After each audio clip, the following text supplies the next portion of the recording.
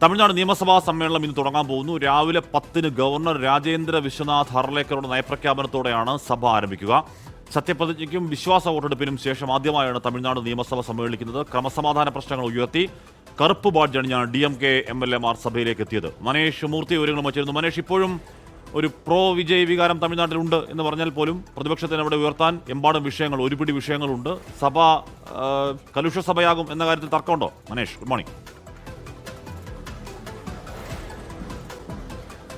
Good morning Ashmi. എന്തായാലും വലിയ പ്രതിഷേധം സഭയിൽ ഉയർത്തും പ്രതിപക്ഷം എന്ന് തന്നെയാണ് മനസ്സിലാക്കാൻ സാധിക്കുന്നത്. ഇന്നിപ്പോൾ വായ തുറക്കൂ CM എന്നുള്ളൊരു കറുത്ത ബാഡ്ജ് അണിഞ്ഞാണ് DMKയുടെ എല്ലാ MLA മാരും നിലവിൽ എത്തിയിരിക്കുന്നത്. സ്വാഭാവികമായും ആ പ്രതിഷേധം സഭയ്ക്കകത്തും ഉണ്ടാകുമെന്ന് തന്നെയാണ്. ഇത് ക്രമസമാധാന പ്രശ്നമാണ് പരമാവധി പ്രധാനമായും ഉന്നയിക്കുന്ന ഒരു കാര്യമെന്ന് പറയുന്നത്. കാരണം തമിഴ്നാട്ടിൽ ഇപ്പോൾ അടുത്തിടെ ഉണ്ടായ ബലാത്സംഗം, കൊലപാതകം, സ്ത്രീകൾക്കെതിരായുള്ള അതിക്രമം, അങ്ങനെ നിരവധിയായിട്ടുള്ള പ്രശ്നങ്ങളുണ്ട്. അപ്പോൾ ഇതെല്ലാം സഭയിൽ ഉയർത്തുമെന്ന് തന്നെയാണ് മനസ്സിലാക്കാൻ സാധിക്കുന്നത്. അല്പസമയത്തിനകം ഗവർണർ രാജേന്ദ്ര വിശ്വനാഥ് ഹർലേക്കർ എത്തിച്ചേരും. അതിനുശേഷമാണ് സഭാ നടപടികൾ ആരംഭിക്കുക. ഇന്നിപ്പോൾ നയപ്രഖ്യാപനമാണ് ഉണ്ടാവുക.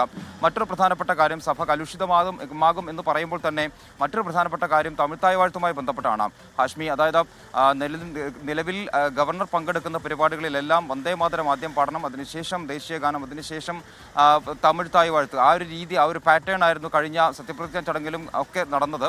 പക്ഷേ അതിനെതിരെ വലിയ പ്രതിഷേധം പ്രതിപക്ഷത്തിൻ്റെ ഭാഗത്തു നിന്നും ഉണ്ടാകുന്നു. അപ്പോഴൊക്കെ TVKയുടെ മുഖ്യമന്ത്രി ശ്രീ ജോസഫ് വിജയ് ഉൾപ്പെടെയുള്ള ആളുകൾ പറഞ്ഞിരുന്നത് സർക്കാർ ഹോസ്റ്റ് ചെയ്യുന്ന പരിപാടിയാണെങ്കിൽ അവിടെ തമിഴ്ത്തായ് വാഴ്ത്തിന് കൃത്യമായ പരിഗണന നൽകുമെന്നായിരുന്നു. അപ്പോൾ അതും ഇന്ന് നോക്കിക്കാണേണ്ട ഏറ്റവും പ്രധാനപ്പെട്ട ഒരു കാര്യമാണ്. ഇന്നിപ്പോൾ നിയമസഭയ്ക്കകത്ത് ഏതായിരിക്കും ആദ്യം പാടുക എന്നുള്ളതും വളരെ പ്രധാനമാണ്. അപ്പോൾ സഭ എല്ലാം കൊണ്ടും ഒരു പ്രതിഷേധങ്ങളിലേക്കോ അല്ലെങ്കിൽ കലുഷിതമാകാനുള്ള സാധ്യതയുണ്ട്. എന്തായാലും തമിഴ്ത്തായ് വാഴ്ത്തും വളരെ പ്രധാനമാണ് ഇന്നത്തെ നിയമസഭയിൽ.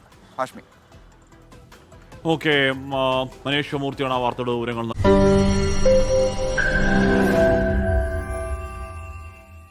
ലോകത്തെവിടെയായാലും ഏത് സമയത്തും 24 വാർത്തകളും ഓഗ്മെന്റഡ് റിയാലിറ്റി പാക്കേജുകളും എക്സ്പ്ലെയിനറുകളും വിശദമായി കാണാൻ ഞങ്ങളുടെ YouTube ചാനൽ നിങ്ങൾക്ക് സബ്സ്ക്രൈബ് ചെയ്യാം.